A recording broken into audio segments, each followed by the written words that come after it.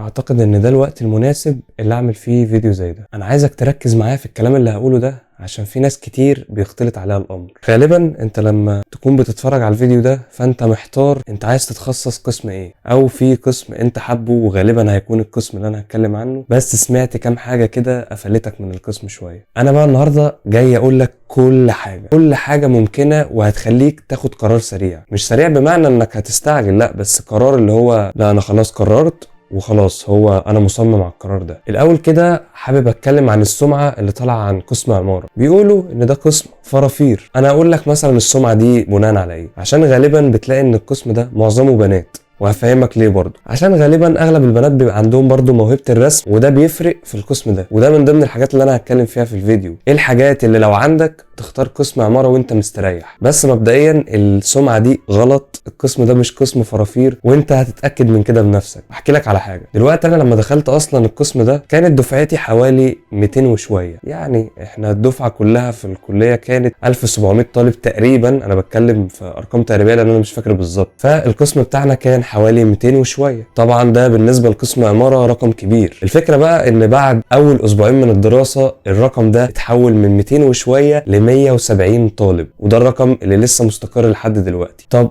هل لو القسم ده فعلا سهل كده الناس دي حولت ليه؟ وهي دي الفكره، ان انت بعد اول اسبوعين من الدراسه بتكتشف الحقيقه المره. القسم ده من وجهه نظر انا اصعب قسم في هندسه. طبعا مفيش اختلاف ان احنا بنتكلم عن اصعب كليه في مصر، فكل الاقسام صعبه، بس بتختلف صعوبه حاجه من التانيه. انت في الاول وفي الاخر هتبقى تحت ضغط ايا كان القسم اللي هتبقى فيه، وكل الاقسام مهمه، ما يتقاليش ان حد يختلف معايا في الموضوع ده. بالنسبه لقسم عماره فهو الفكره ان صعوبته في المجهود اللي بتبذله. انت لو كنت مثلا بتبذل مجهود في باقي الاقسام في المذاكره، فانا احب اطمنك من الحكايه دي، انت مش هتبذل مجهود في المذاكره زي باقي الاقسام. بس ده مش معناه انك هتكون مرتاح، لان انت هيطلع لا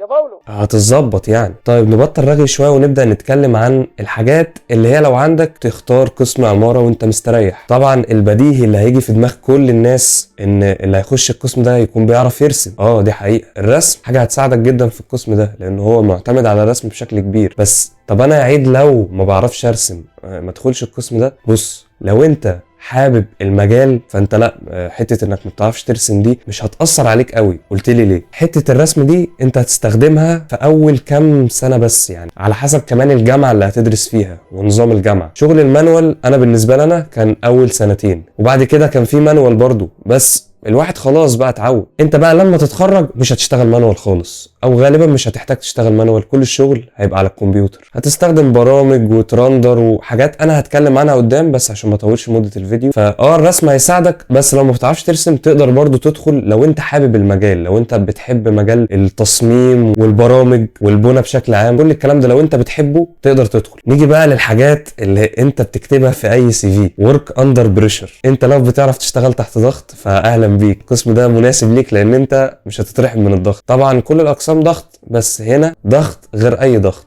لان انت بتبقى مطلوب منك كذا حاجه في نفس الوقت وقدامك اسبوع وتخلص. وطبعا الاسبوع كله بيبقى كومبليت، يعني كل يوم انت هتعمل فيه حاجه. لو انت بتهتم بالتفاصيل فبرضو الموضوع ده هينفعك جدا جدا جدا، لان اغلب الشغل اصلا له علاقه بالتفاصيل، الالوان، المقاسات، النسب، كل ده يفرق معاك في موضوع التفاصيل ده. طيب في حاجه بقى مهمه بس هي برضو اعتقد انها موجوده في كل الاقسام، يعني خلي بالك انا عامل حساب ان انت ممكن في الاخر ما تختارش قسم عماره، فبرضو بديك هنت كده. دلوقتي اغلب الشغل اللي انت هتشتغله في الكليه هيكون في تيمات، يعني هيبقى معاك المجموعه بتاعتك وانتوا مطلوب منكم تعملوا تاسك مثلا معين وانتوا هتشتغلوا فيه سوا وهتطلعوا نتيجه سوا، كل واحد فيكم هيعمل حاجه. ومن هنا بقى انا احب انصحك انك تحاول تطول بالك شويه، لان انت هتتعامل طبعا مع ناس تفكيرهم مختلف عنك، مش كل الناس هتبقى زيك. وهم عامه الدكاتره بيبقوا ليهم وجهه نظر في الموضوع ده، ان هو عارف ان انت لما تتخرج غالبا هتبقى شغال مع ناس انت مش طايقهم، ودي حقيقه. هم بيبقوا عاملين حسابهم على حاجه زي كده، فتقدر تقول بيدربوك عليها من دلوقتي. برضو لو انت واحد منظم وبتعرف تدير وقتك الموضوع ده هينفعك جدا جدا جدا، لان انت السنه كلها هتبقى متلخبطه وكل دكتور بيطلب حاجات في وقت يعني ضيق جدا وانت مطلوب منك تخلص، فانت مش هتعرف تعمل كده غير لما تكون منظم وبتعرف تدير وقتك صح. طبعا مهما كانت عندك المهاره دي فانت برضو هتخلص في الديدلاين، انت هتخلص قبل ميعاد التسليمه يعني بساعتين 3، ده انت كده تبقى برنس كمان. ماشي، دلوقتي بقى انا حابب اتكلم في حاجات بجد. لو عندك الحاجات دي بلاش تدخل قسم عماره،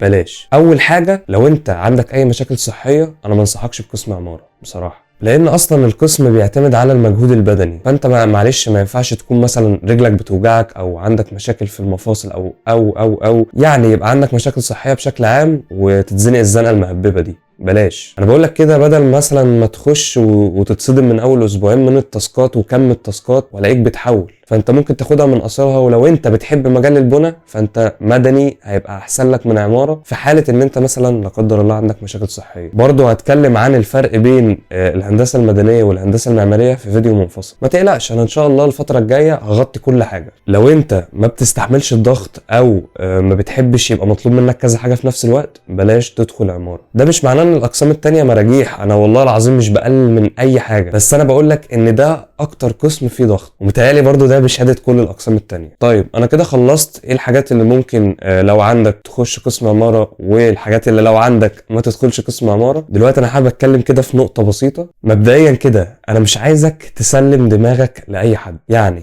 مش معنى ان انا قلت لك كلمتين دلوقتي انك تمشي وراهم وتغمض عينك، الكلام ده غلط تماما، لان اللي يسمع غير اللي يشوف بعينه. يعني انا ممكن اكون يعني خليت لك الدنيا وردي ايه ده انا عندي كل الحاجات دي وهخش قسم عماره بقى وهبقى مبسوط. بص، اي حد دلوقتي موجود جوه القسم عمره ما هيقول لك انه مبسوط، هيقول لك انه تعبان وطالع عينه. بس هترجع تقول له انت لو رجع بيك الزمن هتدخل القسم ده تاني؟ هيقول لك لان هو شايف ان قدراته مناسبه مع القسم ده، بس برضو هو تعبان، القسم صعب. فما تفتكرش ان في اي قسم اصلا في الكليه هتخش وتتدلع، انت بس تحاول تختار القسم اللي يكون مناسب مع قدراتك. في حد بقى ممكن يقول لي طب انا ما عنديش اي حاجه من اللي انت بتقوله ده، او بمعنى اصح مش حاطط عيني على قسم معين، يعني انا ممكن اكون داخل الهندسه دي وانا مش حاببها اصلا، اعمل ايه؟ بص، نصيحتي في الحاله دي بالذات انك تحاول تدخل المجال بتاع المستقبل، يعني يكون المجال ده مستقبله حلو. خلي بالك برضو موضوع انك تختار القسم ده مش بمزاجك، انت ممكن يتم اجبارك على قسم معين بناء على المجموع اللي هتجيبه في اعدادي، لان الحوار كله بيبقى تنسيق. ده غير كمان ان قسم عماره دلوقتي بقى ليه اختبار قدرات، هحاول احط لك اي حاجه في الوصف كده بتتكلم عن اختبار القدرات، بس هو غالبا انت لو بتعرف ترسم بجد انت ما تقلقش من اي حاجه هتعدي. بس هم عملوا كده عشان فعلا بقى في ناس كتير بتخش قسم عماره على السمعه ان انت القسم ده مش هتذاكر، وزي ما قلت لك انت مش هتذاكر بس هيطلع عينك برضه. ومش هتذاكر ده اللي هو مش هتذاكر زي ما بتذاكر مثلا لميكانيكا انت لا